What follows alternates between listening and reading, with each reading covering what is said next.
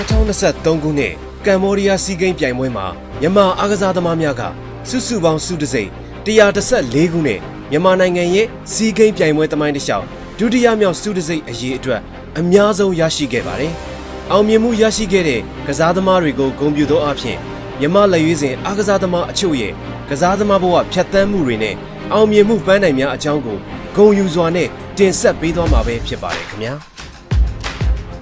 အခုတင်ဆက်ပေးမယ့်ကစားသမားကတော့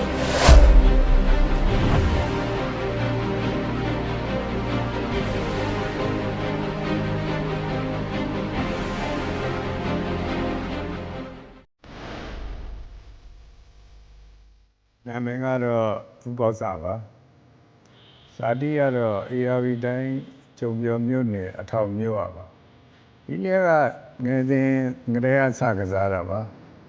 အဲဆိုတော့အိမ်မှာဒီလက်ခုံရှိတဲ့အတွက်ငယ်ငယ်ကစားဖြစ်ပါတ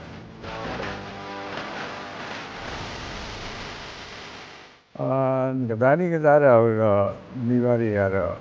အားပေးရပါတယ်ဘာမှမပြောပါဘူးဒီလက်ကစားနေနဲ့တော့အဲ့လိုပေါ့ဒီအထက်တန်းမှာ2ခါလောက်ကျောင်းထွက်ဘူးတာပေါ့လေကျောင်းထွက်ဘူးလေဆိုတာဒီဥစ္စာပဲကစားပြီးတော့ကျောင်းဆက်မတက်တော့တဲ့အတွက်အဲ့လိုပေါ့ပညာရေးကျင်းရလဲ10တန်းအထိပဲရှိပါတိတ်တော့အခက်အခဲမရှိပါဘူးစကစားတဲ့အချိန်မှာလဲဘာဖြစ်လို့လဲဆိုတော့ကိုရှိမှကစားတတ်တဲ့လူတွေကစားတာကိုဘယ်လိုနမူနာယူရတာအဲ့ဒီဆိုတဲ့အခါကျတော့သိခက်ခဲမရှိပါဘူးတင်ကြားတဲ့လူပဲလို့တော့မရှိဘူးပေါ့ဒါပေမဲ့ဘယ်လိုခေါ်လဲမြင်တဲ့လူကတော့အကုန်လုံးဘယ်လိုခေါ်မလဲအတူယူတော့ဒီရှေ့ရလူတွေကတော့အမြင်စရာအကုန်လုံးဖြစ်ခဲ့တာပေါ့ရန်ကုန်ရောက်မှပြိုင်ပွဲဝင်ဖြစ်တာဗီလက်ကစားနည်းစ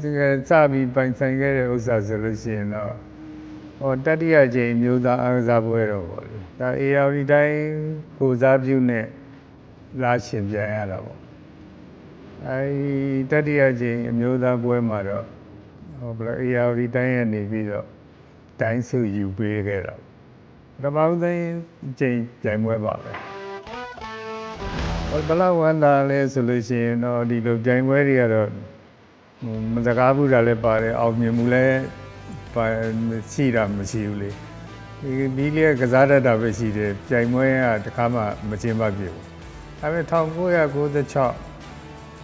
မှာအဖွဲ့ချုပ်စတင်ဖွဲ့စည်းလိုက်တဲ့အချိန်နဲ့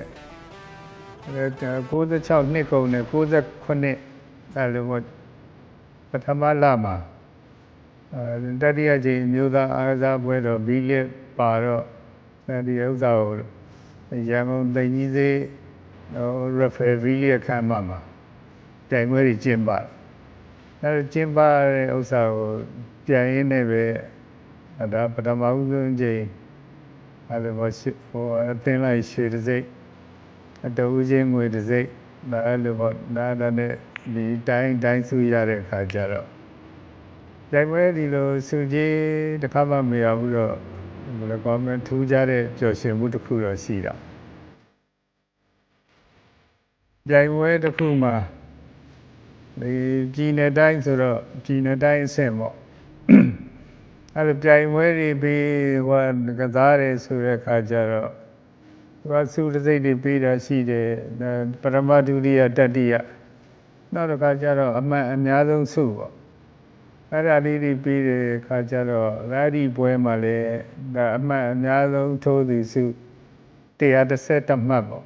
ဒါအဲ့ဒါလေးကတော့ထူးခြားမှုတစ်ခုပါပြိုင်ပွဲပေါင်းတွေကတော့များပါတယ်များတယ်ဆိုတော့10ချိန်လောက်တော့ရှိမလားခန့်မှန်းကြီးပေါ့အဲဒီမှာဆိုတော့ပြည်နယ်တိုင်းကတော့စောစောအမျိုးသားပွဲမှာတစ်ချိန်အလွတ်တန်းအကြီးတန်းမှာတော့2011 2012လောက်ပါအဲ့လိုကြီးတန်းပထမ2ချိန်ပေါ့ပြီးတော့69အင်ဒိုနီးရှားစီးဂိမ်းမှာအသင်းလိုက်ငွေတစိမ့်ပေါ့ငွေတစိမ့်ရတယ် ကမ္ဘာဘီလီပြိုင်ပွဲမှာတတိယနောက်တစ်ခါဘယ်လိုကောင်းလဲအာရှဂိမ်းမှာအာရှဘီလီပြိုင်ပွဲတတိယ2ကြိမ်ပေါ့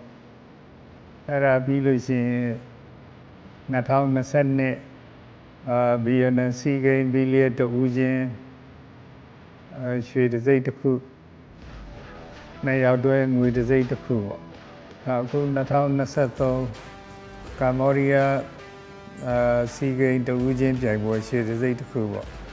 ရွှေတစိမ့်ကတော့ဒီနှစ်စုပဲရဘူးတာပါ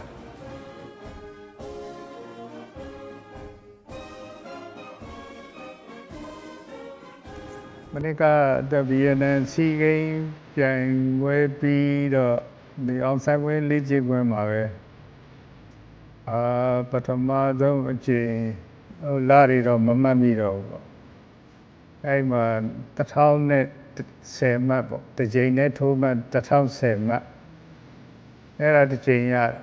ပြပြီးတော့ခုကမ္ဘောဒီးယားစီဂိမ်းမသွားခင်3လလောက်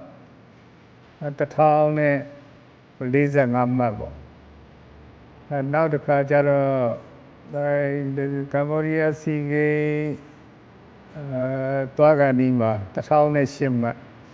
ဒီဆောင်ကျော်ပရိတ်3မှတ်တီတော့ထိုးထားတာပေါ့ဒါကတော့ထူးခြားတဲ့ဖြစ်စဉ်ပါနိုင်ငံလေရေးတင်ကတော့ဒီဆိုလိုတာဒီပြိုင်ပွဲတွေပေါ်လာတယ်ဆိုတာလဲစောစောပြောသလိုပေါ့96မှာအဖွဲ့ချုပ်စတင်ဖွဲ့စည်းပြီးတော့69မှာအမျိုးသားပွဲကျင်းပတယ်အဲကျင်းပနေတော့မှပြိုင်ပွဲတွေပေါ်လာတော့အဲဒီကနေစကစားပြီးတော့ဒီအမျိုးသားပွဲစုတသိရပြီးတဲ့ချိန်ဒီတလကြာမှာမြမလေရေးရေးချွေပွဲပေါ့1999အင်ဒိုနီးရှားစီဂိမ်း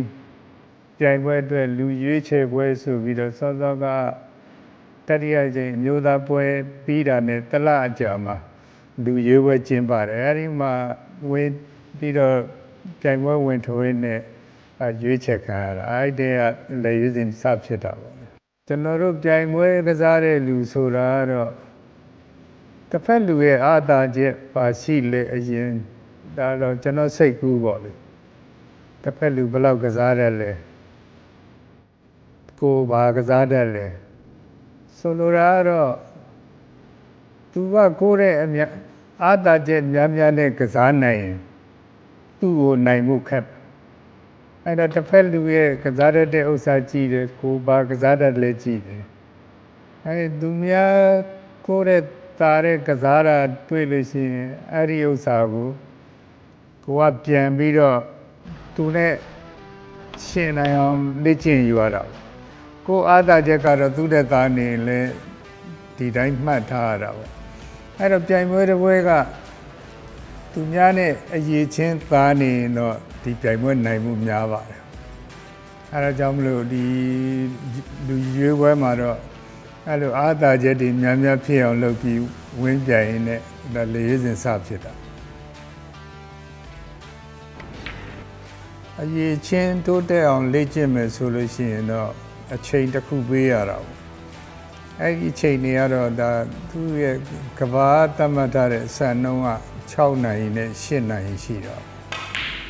ဒါပေမဲ့ကျွန်တော်ကြမ်းမြင်တော့အဲ့လောက်8နိုင်အနည်းဆုံးလောက်ရအောင်တော့လေ့ကျင့်ယူတယ်အဲ့လိုပါလေ့ကျင့်ယူလဲဆိုတော့မနေ့ပိုင်း8နိုင်လောက်ဆိုလို့ရှိရင်ကျလေ့ကျင့်ခွင့်ရောက်တဲ့စလေ့ကျင့်တယ်12နိုင်အထိဒါမနေ့ပိုင်း4နိုင်ပေါ့4နိုင်ပြီးလို့ရှိရင်နေ့လယ်ပိုင်းကစားပြီးအနားယူပြီး2နိုင်လောက်ကနေ6နိုင်လောက်ဆိုရင်ညနေ4နိုင်လောက်ရကဲလို့ညနေပိုင်းမှာရံပါရံကနောက်ကျလို့ရှိရင်3နိုင်ကနေ6နိုင်ဆိုလဲဟိုပေါ့3နိုင်လောက်ပေါ့အဲ့ဒါဆိုလို့ရှိရင်တော့4နိုင်3နိုင်9နိုင်ဒိုရီမိုရောပါသွားရင်1နိုင်ရောရင်6နိုင်ပေါ့အဲ့တော့6နိုင်8နိုင်ကြောက်တော့ပုံမှန်ရအောင်ယူပြီးတော့လေ့ကျင့်တယ်ဒါပေမဲ့အခုချိန်မှာဒီအသက်အရွယ်ရဆိုလို့ရှိရင်တော့အဲ့လိုကစားပြီးလို့ရှိရင်တနေ့ကုန်ကစားပြီးလို့ရှိရင်တစ်ခုလုံးနာတယ် ဒါပေမဲ့ညာပိုင်းပြန်အိတ်လိုက်လို့မိုးလင်းလာရင်ဒီနာတဲ့ဥစ္စာပျောက်သွားတယ်ဒါပေမဲ့အဲဒီပျောက်ပြီးနောက်နေ့ပြန်ကြည့်ရင်လည်းဒီလိုပဲပြန်နာတယ်အဲလိုတော့ကဲလေးတော့နည်းနည်းတော့ရှိတယ်ဒါပေမဲ့စိတ်ကဒီဥစ္စာကိုလေ့ကျင့်မဲ့လို့ပြင်ဆင်လိုက်တာနဲ့ဒီနာတာတော့သိအာယုံတော့မရှိတော့